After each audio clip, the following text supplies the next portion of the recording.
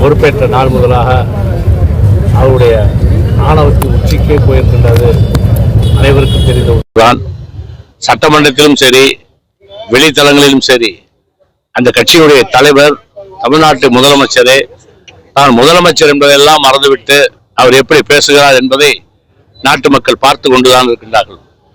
ஒரு மிகப்பெரிய தலைவருடைய தோல்வியை கூட கேலியும் கிண்டலுமாக ஏளனம் செய்து பேசிய பேச்சுக்களையும் தமிழ்நாடு சட்டமன்றத்தில் அவர் செய்த அந்த ஆட்டங்களையும் பொதுமக்கள் பார்த்து கொண்டுதான் இருக்கின்றார்கள். எவ்வளவோ பேர் எவ்வளவோ கருத்துக்களை சொன்னாலும் கூட அத்தனை பேரையும், குறிப்பாக திராவிட முன்னேற்ற கழகத்துடைய சட்டமன்ற உறுப்பினர்கள், திராவிட முன்னேற்ற கழகத்துடைய தலைவர்கள், இவர்கள் எல்லாம் குறிவைத்து அவர்கள் சொல்லுகின்ற கருத்தை எதிர்கருத்தாக எடுத்துக்கொண்டு அவர்களை கைது நடவடிக்கைக்கு உள்ளாக்குவது என்பது அது ஏற்புடையது அல்ல. எனவே தாவேக அரசு தன் ஆணவ போக்கை மாற்றிக்கொள்ள வேண்டும். எல்லாவற்றுக்கும் உச்சகட்டமாக இன்றைக்கு கழகத்துடைய இளைஞரணி செயலாளரும் தமிழ்நாட்டு சட்டமன்றத்துடைய எதிர்கட்சி தலைவருமான தம்பி மாண்புமிகு உதயநிதி அவர்களை கைது செய்திருக்கிறார்கள். அது ஆணவத்தினுடைய உச்சப்போக்கு.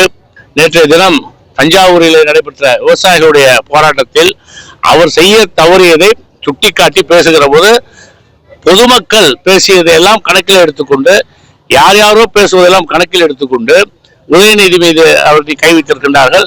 இது அவருக்கு மிகப்பெரிய பின்னடைவை ஏற்படுத்தும் என்பதை புரிந்து கொள்ள வேண்டும் என்பதுதான் எங்களுடைய கருத்து. எனவே உடனடியாக அந்த நிலையை மாற்றிக்கொண்டு அவரை விடுதலை செய்ய வேண்டும் என்று நான் கேட்டுக்கொள்கின்றேன்.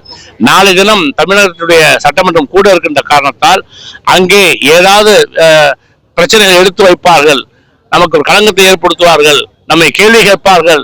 கேள்வி கேட்டால் சட்டமன்றத்தில் பதில் சொல்ல தெரியாத முதலமைச்சர் ஆட்டமாடி காட்டுவாரை தவிர கேட்ட கேள்விக்கு இதுவரை பதில் வந்ததாக வரலாறு இல்லை. எனவே அதே போல ஏதாவது நடக்கக்கூடாது என்பதற்காக இப்பொழுது சட்டமன்றம் நாளை கூடுகிற இந்த நேரத்தில் ஒரு கைது செய்திருக்கிறார்கள்.